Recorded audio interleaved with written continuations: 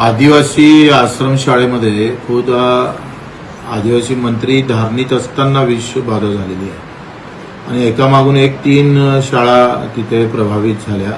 200 ते 300 विद्यार्थी गंभीर स्वरूपात त्यांचा उपचार सुरू आहे आणि असं असताना कुठलाही फौजदारी गुन्हा दाखल होत नाही। हा मोठा खरं तर याच्यामधलं गांभीर्य आहे।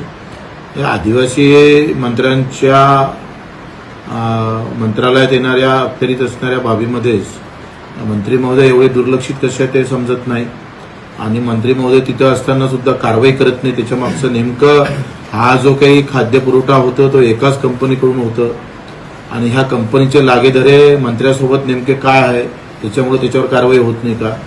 फौजदारी जर कारवाई संबंधित कंपनीवर झाली नाही, जो अन्न पुरवठा करतं त्याच्यावर जर कारवाई झाली नाही तर 29 तारखेला आम्ही तिथल्या प्रकल्प अधिकारी जे बसतात पीओ तिथे त्याच्यावर आम्ही घेराव टाकल्याशिवाय राहणार नाही।